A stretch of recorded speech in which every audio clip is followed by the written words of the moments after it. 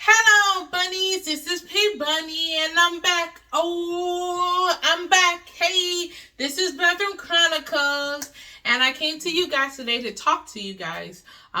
Today's topic is, do you stay in a toxic relationship because the sex is good? Let's talk about it. Okay. It's all mine, but sometimes I just want somebody to talk to, someone that's on my mind. I want something that's all cool, and it don't waste my time.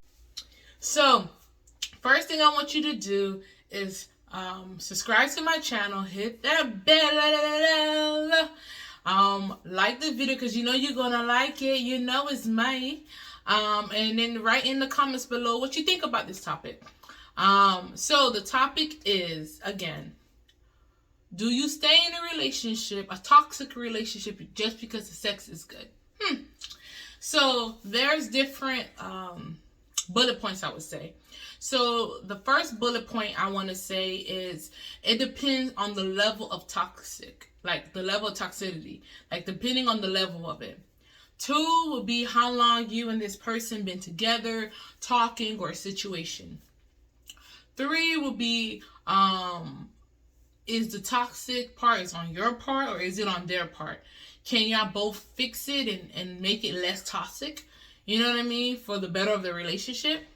So the first one is the levels of toxic, right? There's different levels of it. There's toxic where abusive, like fighting, physically fighting each other and beating each other up, or he hitting you, she's hitting him, type of relationship. And that's never good for anyone that's in that part. The whole family is not at a good place for that.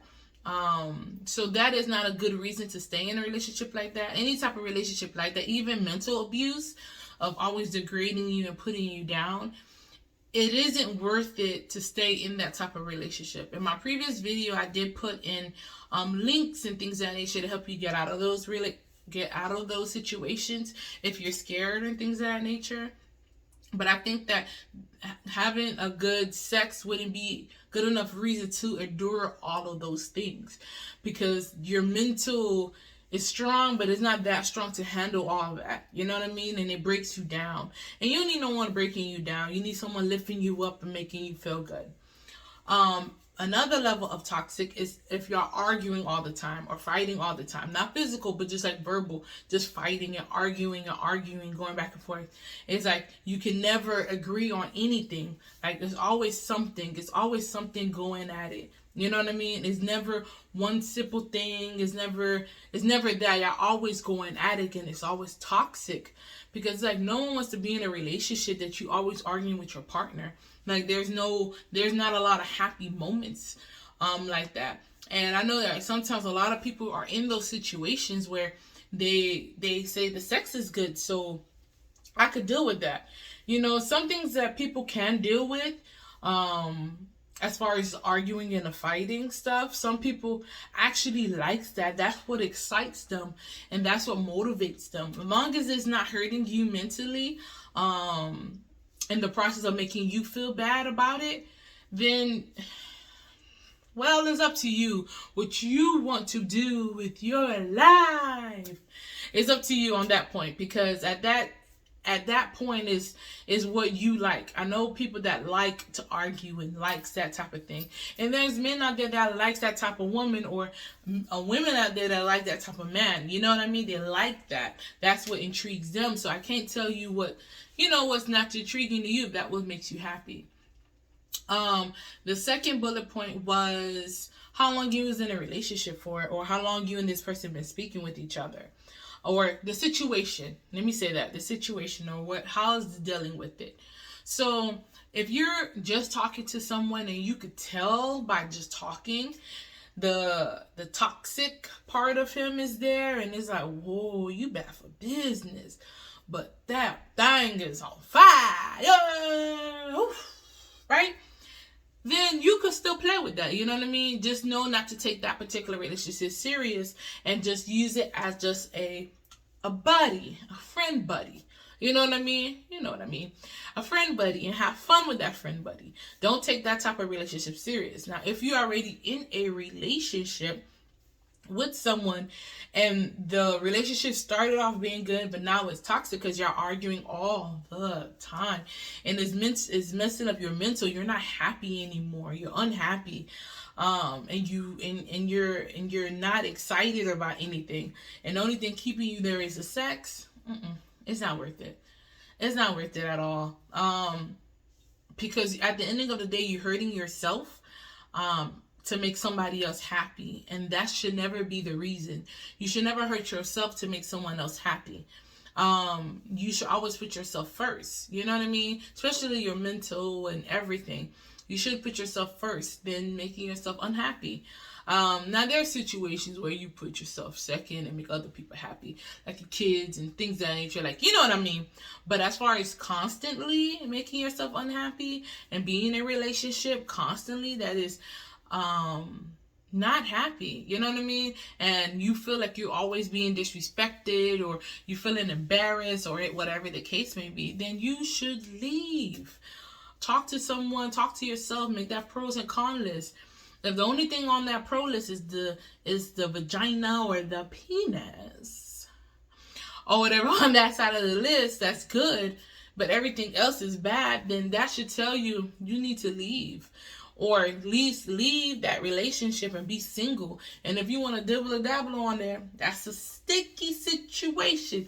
Because sometimes we follow back into those things and we're like, ooh, it was so good here. And then we jeopardize the things that we build and things that we did just for that. You know what I mean? So we should just separate, you know? Breathe, take apart, and whatnot. And leave that toxic stuff alone. Now, the another part was 3 was you're 3. Like, are you the toxic person in a relationship? Is there a way for you guys to work on your relationship so it don't be toxic anymore? Are you willing to leave the past and move forward with this person so you don't have to argue anymore? You don't have to live that toxic life and always feeling rude, always feeling disrespected and feeling neglected and things of that nature. So for example, if you're dating someone and you have kids with this person, right? And you love this person, you know what I mean? And this person cheated on you. So this person cheated on you, you was hurt, you was humiliated and everything, right? And you decide to take them back. Now, when you decide to take them back, not saying that you're supposed to be already be healed and be perfect, but at the same token, you're supposed to be able to work with that person to gain back to the relationship where it used to be. Sometimes relationship never gets back there, but it gets as close as possible back there.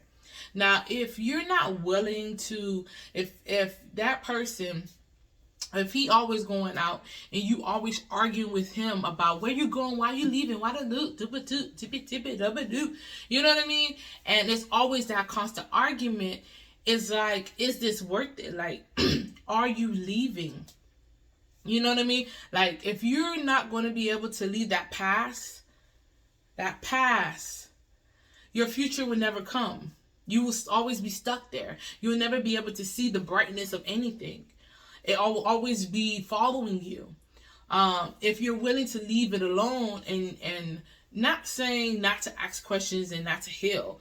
Of course, it takes time, but you should be able to understand and take that time with that person and work towards that one goal, which is getting back your relationship back to where it used to be. Now, if you're not going to do that, or your partner is, let's say you did, like, you know what, I'm finna listen to Peabody and I'm finna take a step back, right?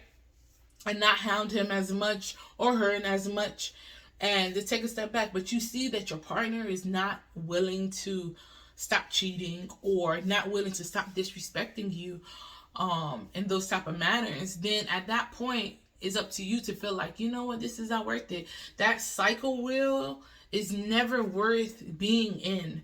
to go over and over with somebody, because yeah, the thing could be whew, but at the same time, besides that one part, that's why they made toys, and that's why there's a billion other people on this world that you could be able to meet and have fun with. You know what I mean? It's not only that one person, it's that connection, and you could build that connection with someone else. Because if there's nothing there else in your relationship besides that, and you're dealing with this toxic, you're not changing. I mean, he's not changing, you're not changing. She's not changing, you're not changing. You know what I mean? 1, 2, the toxic level of it's way bigger than just something that's could be handled and looked aside, or your relationship with that person is not where it used to be. You know, having kids with someone sometimes keep you in a place of, I want to be here for the kids and I want this family. But at the same time, sometimes when you do that, you hurt your family more, because your kids see you sad, depressed, anxious, and see that, and then they're looking at you like, wow, like you're thinking that you're being a good parent, but at the same token, they're able to see that, and when they leave and gone, and you still have this low depression on you, that's on you. Your kids going to be happy for whatever decision you make. Granted, they may be mad at you for leaving their father or their mother or whatever the case may be. But after a while, they will come around and be happy again. Because at the end of the day, a kid wants you to be happy. If you're happy, your kids will be happy. So you have to really think about that and put yourself first, you know? So I say, do you stay in a toxic relationship for the dick or the vagina or the pussy? Then that's up to you. With these bullet points, hopefully this help you make that decision. This help you be able to see that there's different things that you could do. You know what I mean? There's different people out there. Some, like I said, sometimes your child father or child mother have that thing. But if they do, then keep them as a side piece. You know what I mean? Not side piece, but keep them as a buddy. A buddy, you know what I mean? But don't be in a relationship with them. Don't tie yourself down for him or her in that type of matter, because then you're in this forever cycle of trying to find somebody new, but then you keep going back here and you're cheating on them with this.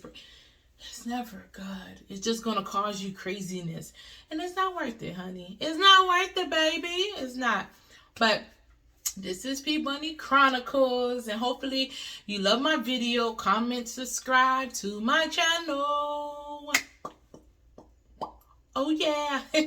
So I will be back like I've been doing every week, every Thursday. You'll see another video of me. If you have any topics you would like for me to talk on, touch on, or anything like that, comment below this video, and of course I will be able to see it and then take those topics in considerations. I'm always looking for things to talk about and, you know, see what's out there. So if you have anything, let me know. Talk to your girl P Bunny. Follow me on Instagram, P Bunny 305. I do have a P Bunny party favors, so follow that page too. And my website, order your trees, order your snappy chappies. You know, I got you, boo. But anyways, bye everybody.